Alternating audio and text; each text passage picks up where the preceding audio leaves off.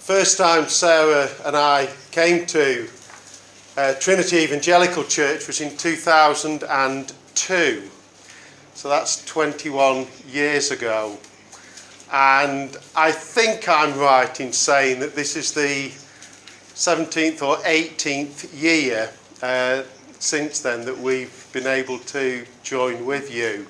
And over those years, you've become very, very special to us as a congregation, always made us feel so very welcome, and we've been greatly blessed by the ministry of those who've preached here, especially your pastor Paul, but others, Joseph, last week, really reminding us very practically about how we are one of the means of grace that God provides to be a comfort to other people. And we have that as a responsibility and a privilege ourselves to be a blessing to others. But 1 John chapter 5, I'm going to focus from verse 13, but I am going to read the full chapter. Everyone who believes that Jesus is the Christ has been born of God, and everyone who loves the Father loves whoever has been born of him. By this we know that we love the children of God, when we love God and obey his commandments. For this is the love of God, that we keep his commandments, and his commandments are not burdensome. For everyone who has been born of God overcomes the world, and this is the victory that has overcome the world, our faith. Who is it that overcomes the world except the one who believes that Jesus is the Son of God? This is he who came by water and blood, Jesus Christ. Not by the water only, but by the water and the blood. And the Spirit is the one who testifies, because the Spirit is the truth. For there are three that testify, the Spirit and the water and the blood. And these three agree. If we receive the testimony of men, the testimony of God is greater. For this is the testimony of God that has been borne concerning his Son. Whoever believes in the Son of God has the testimony in himself. Whoever does not believe God has made him a liar, because he has not believed in the testimony that God has borne concerning his Son. And this is the testimony that God gave us eternal life. And this life is in his Son. Whoever has the Son has life. Whoever does not have the Son of God does not have life. I write these things to you who believe in the name of the Son of God, that you may know that you have eternal life. And this is the confidence that we have toward him, that if we ask anything according to his will, he hears us. And if we know that he hears us in whatever we ask, we know that we have the requests that we have asked of him. If anyone sees his brother committing a sin not leading to death, he shall ask, and God will give him life. To those who commit sins that do not lead to death. There is sin that leads to death. I do not say that one should pray for that. All wrongdoing is sin. But there is sin that does not lead to death. We know that everyone who has been born of God does not keep on sinning, but he who was born of God protects him, and the evil one does not touch him. We know that we are from God, and the whole world lies in the power of the evil one. And we know that the Son of God has come and has given us understanding, so that we may know him who is true. And we are in him who is true, in his Son, Jesus Christ. He is the true God and eternal life. Little children, keep yourselves from idols. May God add his blessing to the reading of his word. Let's come together in prayer. 1 John chapter 5, particularly verses 13 to 21. 1 John was written probably about 50 years after the Lord Jesus returned to be with his Father. It was written maybe 15 or 20 years after the Apostle Paul, the Apostle Peter was martyred for their faith in the Lord Jesus. It was written about 85 AD. It was written by a very elderly man, a disciple of Jesus, John. It's often said that the letter of John, particularly the first letter, is a letter all about love. And there is a sense in which, of course, that is true. I think I'm right in saying that in the 5 chapters, the word love, or a variation of it, appears something like 50 times. And many aspects of love are spoken of in those chapters. If you've got a Bible open, just in chapter 4 alone, the latter half of chapter 4 and verse 8, it speaks of love in the context of God is love, part of the character of God, part of what makes God God. God is love. It also speaks in the following verses 9 and 10, of the extent of God's love.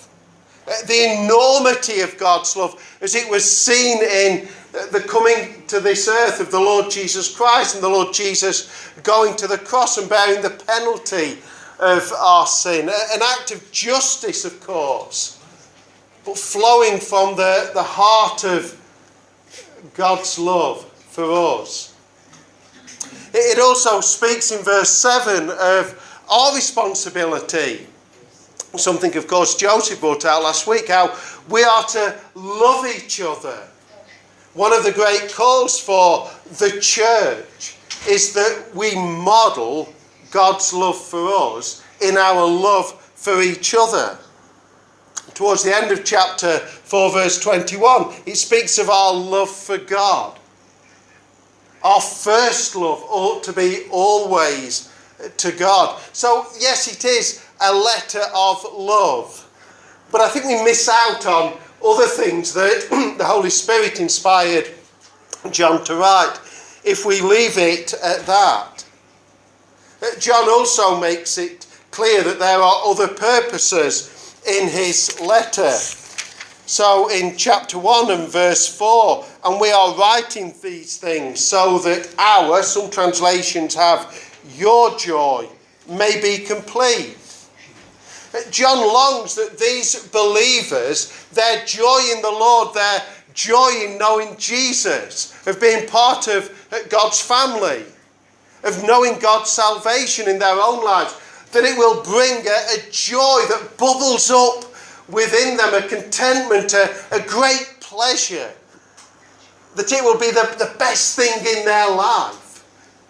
The fact that they are chosen by God, that they are saved by God. The beginning of chapter 2 and verse 1, my little children, I am writing these things to you so that you may not sin. He's saying there that he longs that sin will not be dominant in their life, that they will not be living for sin, that will not be their priority, that their priority will be to obey God. That will be their greatest desire, to obey God, that a demonstration of their love for God will be in their obedience to God, and therefore their desire, with the help of the Spirit of God, to resist the temptations that Satan brings before them to sin. They will not live for sin and the pleasures of sin. They will live for God. And also that they will not be deceived, that they will remain faithful. In chapter 2, in verse 26, I write these things to you about those who are trying to deceive you. He doesn't want them to be deceived by all manner of different teaching. He wants them to remain faithful to the word of God. The apostolic word, that was sufficient. What they had been taught by the apostles, that was sufficient. That was the word of God. Stand firm upon that. And then fourthly, and this was one of the verses I read, and it's the first verse I'm going to look at in a few moments. I write these things to you who believe in the name of the Son of God, that you may have eternal life. He wants them to have cast iron assurance of their salvation. And there were reasons why he wrote this letter with these purposes. And that's because the church was under attack. That's not a 21st century phenomenon. It's happened in every century. It was happening in the first century. There were those who were coming into the church and they were teaching a false doctrine. Often it was a Jesus plus doctrine. What you have is fine, but you need this, well, to have everything that God wants. And John is writing this letter as Peter had written his, as Paul had written his, to draw the believers back to stand firm upon what Jesus had taught, upon what they had taught in the name of the Lord Jesus, the authority of the Word of God. And John is saying here, I want you to be certain of these things. Stand firm upon them. You can have great confidence in these things. And that leads me to where I want to spend the rest of my time with you today. This letter, and particularly these last verses, are written to those who know God's salvation. So in verses 10 and 12, whoever believes in the Son of God has the testimony in himself. Whoever does not believe God has made him a liar, because he has not believed in the testimony that God has borne concerning his Son. And this is the testimony, that God gave us eternal life, and this life is in or through his Son. And then this categorical statement, whoever has the Son has life. Whoever does not have the Son does not have life. There's no halfway house. If you know God's salvation in your life, if you have Jesus Christ as your Saviour, then what I'm going to go on and say, these certainties are for you. And I'm going to go on and say that they cannot be snatched from you. I'm going to give you the reason for that. But if you don't know the Lord Jesus as your Saviour, then there's no more important thing for you today, to do today, than to ask Jesus into your life. No more important thing, not just today, but between now and the day that you die, to come to know the Lord Jesus as your Saviour. What does John go on to say? That if you're a believer, what are these things that you can be certain of? And the first one is in verse 13. I write these things to you who believe in the name of the Son of God, that you may know that you have eternal life. John is telling his readers, those who had heard this false teaching, those who maybe had been caused to doubt because, well, this false teaching had sounded convincing. It had come from people who looked the part, who dressed the part, who spoke with all the right words, said all the right things, and, well, they'd maybe been caused to doubt a little bit. And John is saying, brothers and sisters, if you are in Christ, if you have received God's salvation, if you know Jesus as your Saviour, if you have believed in his name, if you have believed in his work that he committed, that he did for you on the cross, if you have come in repentance and faith, then let me say to you, salvation is yours. You have the promise of eternal life. You have been not just declared righteous by God, but you have been adopted into God's family. And John is saying that is a cast iron assurance. Eternal life is yours. And on the authority of the Word of God, I can say to you that if you know God's salvation, then you have the certainty of eternal life. One day, you will receive a resurrected body. One day, you will spend eternity in the new heavens and the new earth in the presence of God. You will spend eternity with the risen Lord Jesus. You will spend eternity with brothers and sisters in Christ from all ages. That is God's promise to you. And the reason that is sure, it is not because of your strength. It's not because of the strength of your faith. It's not because of the strength of your trust. At times we waver. At times we have doubts. We have uncertainties. But the reason that's sure is because of the steadfastness of God's promise. God cannot lie. God's promise, it's like a vice-like grip. If somebody, if a child is in trouble, maybe they're in water and they're struggling and somebody goes to rescue them. The best way for that child to be rescued isn't for the child to hold on to, say, my wrist. It's for me to hold on to the child's wrist, because my grip will be much firmer, it will be much stronger, it will be much more secure. My strength to pull the child out will be much better than the child lifting themselves out.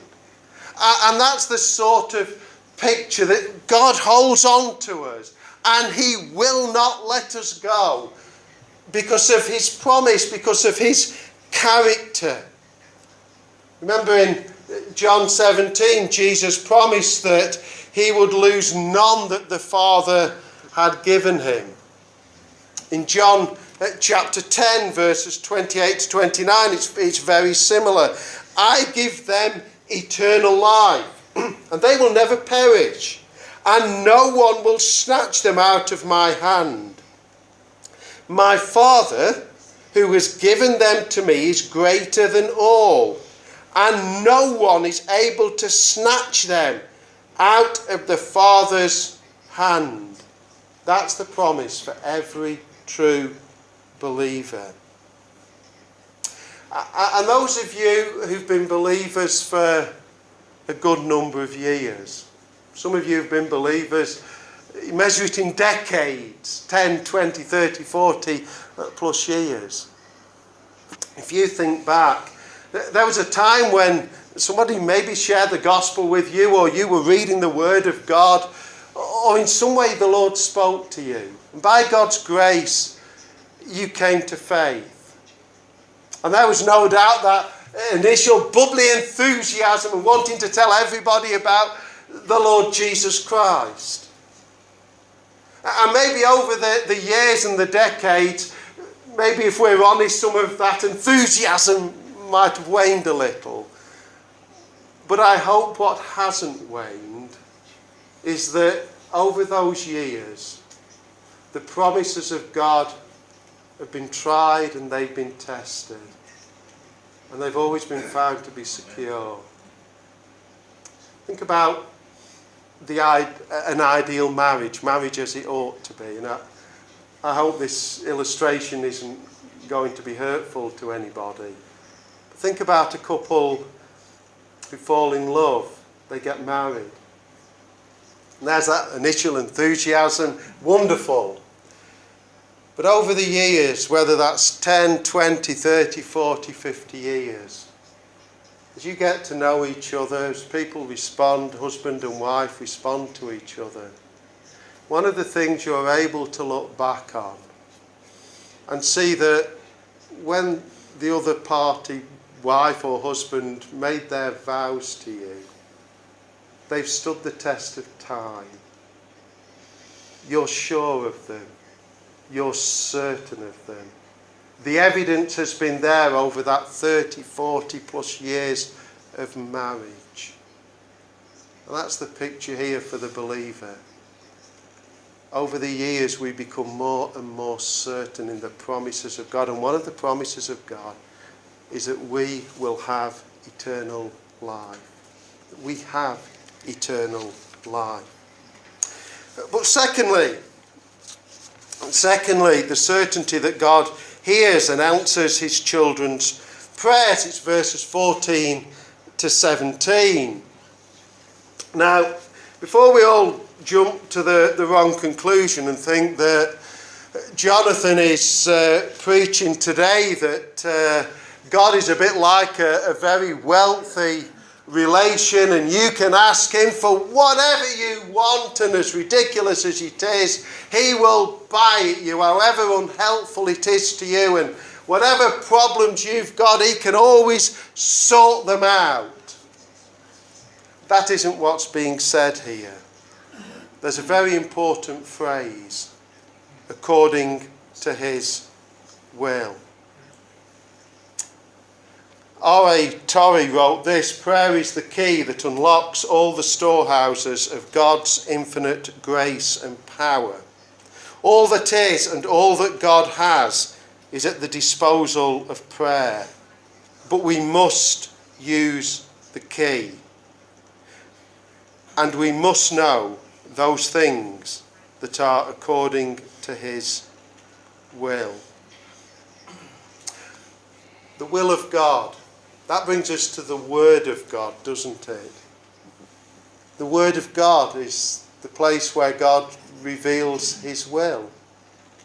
It's where he tells us of his character, what he is like. It's where he tells us what his will is for his creation, what his will is for the church, what his will is for you and I as individual believers. So, whereas we can have comfort as children of God that we can bring anything to our Heavenly Father because he is interested in us. When we bring those things to our Heavenly Father that are according to his will, so when upon our hearts we have that desire to pray for a closer walk with God, that we will become more like the Lord Jesus, we can be sure we're praying according to God's will because that's his desire for his children. When we pray for the Spirit's help to help us resist Satan, maybe a besetting sin that we have, we can be sure that we're praying according to the Father's will. When we pray for souls to be saved, whether that's in Masada, whether that's in wider Malta, whether that's across Europe, whether that's throughout the world, we can be sure we're praying according to the Father's will. And we can be sure that our Heavenly Father is intently interested in us and in our prayers. We can be sure that he will hear us. And we can be sure that maybe not in our time or in our way, but in his time and definitely in his way, he will most assuredly answer our prayers according to his will and for his glory. George Muller wrote, prayer is not overcoming God's reluctance. It is laying hold of his willingness. Now, I didn't know whether to say anything on verses 16 and 17 because I was focusing upon the certainties. But these two verses are within this passage, so I will say something just very briefly upon them. Verses 16 and 17, if anyone sees his brother committing a sin not leading to death, he shall ask and God will give him life to those who commit sins that do not lead to death. There is sin that leads to death. I do not say that one should pray for that. All wrongdoing is sin, but there is sin that does not lead to death. Firstly, a believer, and John uses the term brothers, sisters. A believer who falls into sin. Now, it may be a personal besetting sin that we have. It may be a sin that we struggle with. It may be what, if I can use the term, a more major fall. John is clear, our response is not to go off and tell other people what we know in the form of gossiping. Sadly, believers, we can be very good at gossiping, and that is not what we are to do. John calls us to pray for our brothers and sisters who are struggling in sin, who maybe have stumbled, who maybe have made a mess of things.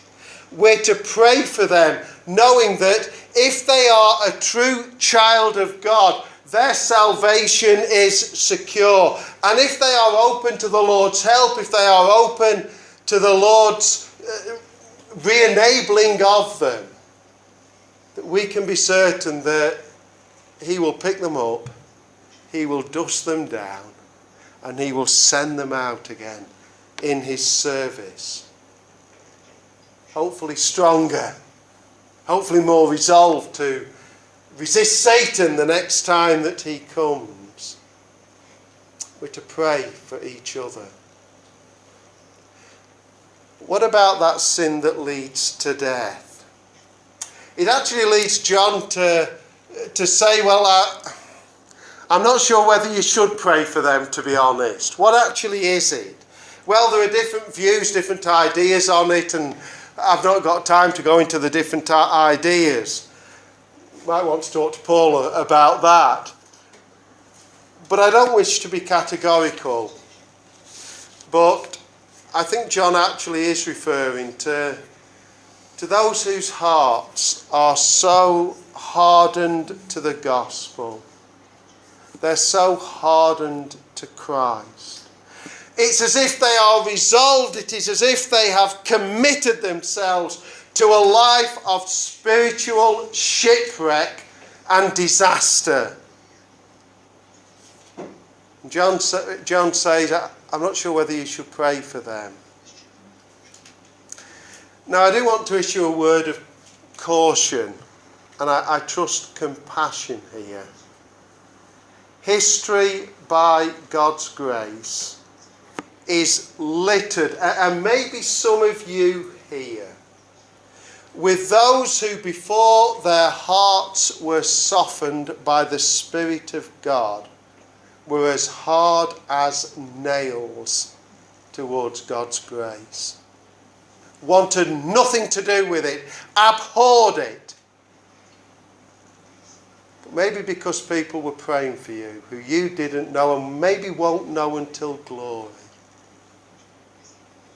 Certainly the Spirit of God softened your heart, and you're here today with the assurance of salvation and of eternal life.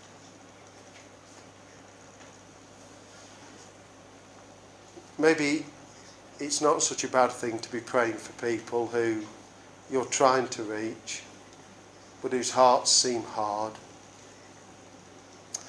But thirdly, the certainty of victory over sin. Verse 18, we know that everyone who has been born of God does not keep on sinning, but he who was born of God protects him, and the evil one does not touch him. These next three more briefly. John in his letter clearly has this strong passion that believers know they have experienced what he terms as the new birth. I'm not going to list them, but there's about 13 occasions when he makes reference and he gives examples of how believers know they have experienced God's grace, this new birth. And in verse 18, that's one of the examples that he gives.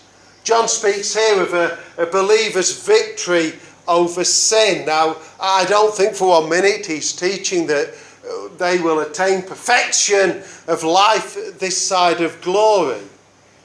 But he's saying that we should strive to reach that point where sin is no longer a pattern in our lives. Where when we sin, we instinctively know we have firstly grieved our Heavenly Father, and that saddens us, and we grieve over that, and we repent to our Heavenly Father for the fact that we have sinned. I think John is speaking of that here. But he also reminds us, doesn't he, that because of the Lord Jesus Christ, the one, as he refers to, because of the work of the Lord Jesus on the cross, he has won the victory for us over sin. He's not just opened up the doors of salvation for us, and praise God for that. But there's so much more than that, isn't there? Not just declared righteous in his sight, yes, adopted into the family of God, but secure positionally in our salvation. Not even Satan, for as much as he would like to steal us from God's grip, he can't. There's nothing that he can do. He can have his moments in our lives, but our salvation is secure. In Christ, sin, death, Satan are no longer our masters. We are, as one of the old hymns says, on the victory side, protected by the Lord Jesus. Maybe there are those that you can think of who used to attend this church and then nowhere now. Maybe they displayed a true testimony. I would encourage you to pray for them. Don't give up. Pray for them. Pray that the Lord would forgive them. Pray that they would see the error of their ways. Pray that the Lord would restore them, that sin would not be their master, but that Christ would be. Verse 19, certainty of knowing that we belong to God.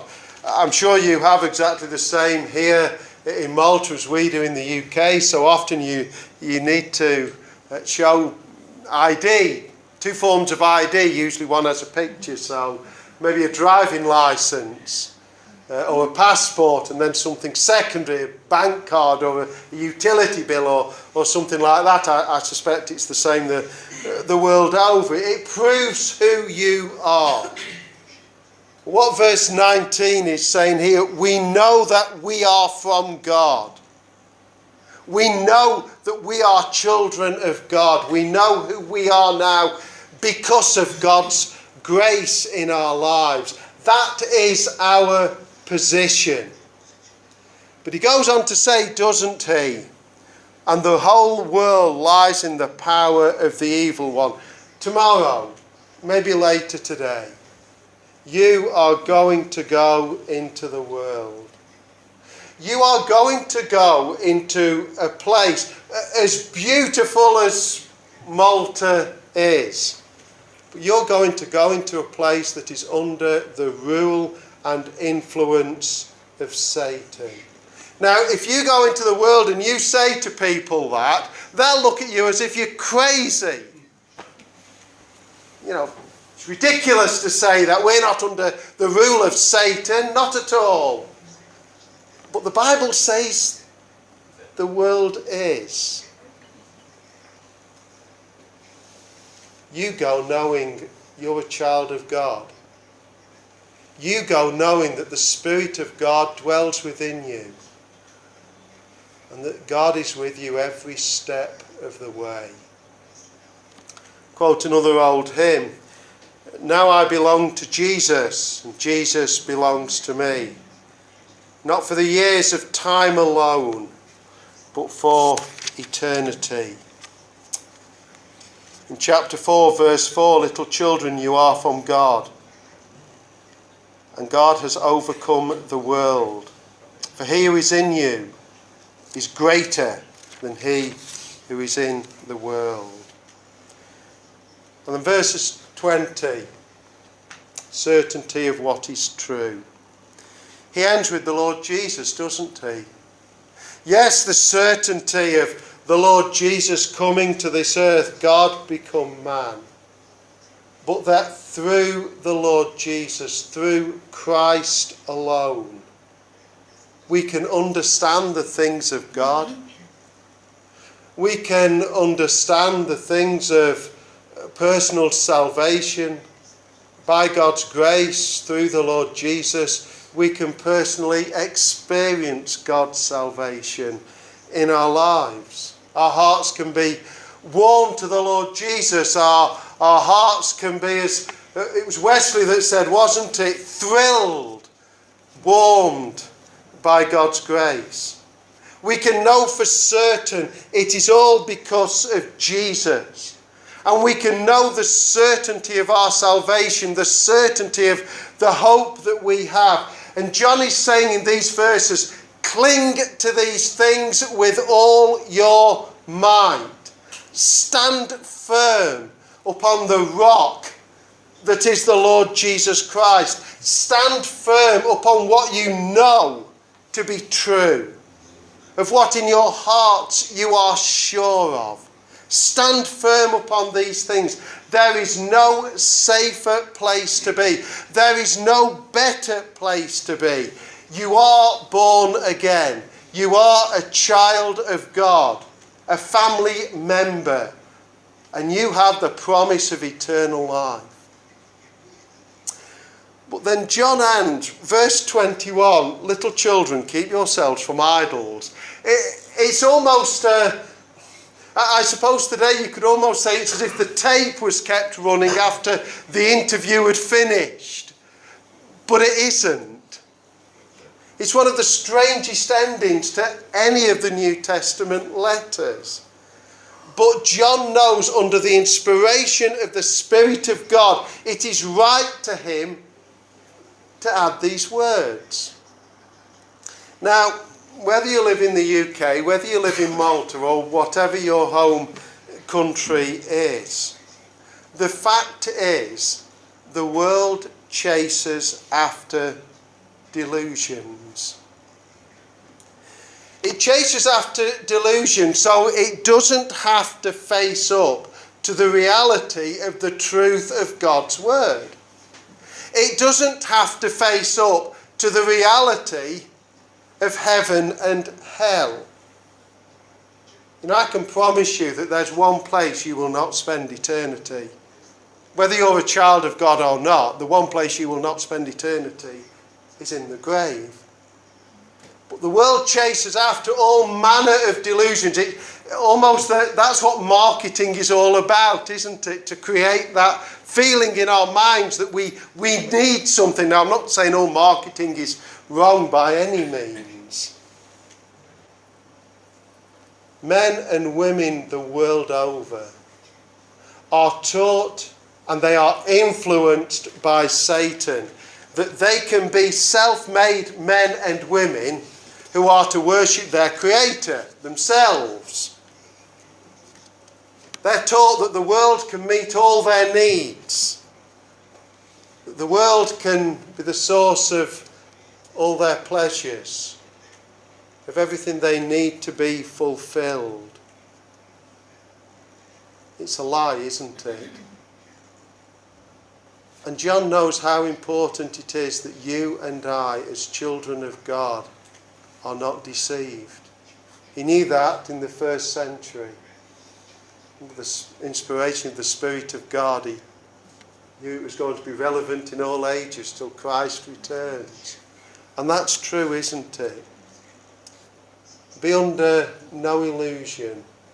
Anything that keeps you from wholehearted commitment to Christ.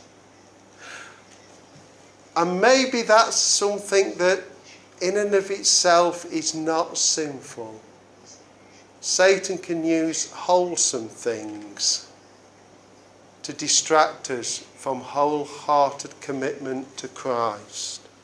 We need to be on our guard. On our guard that Satan does not use anything to keep us from giving God the place he demands, he deserves in our lives.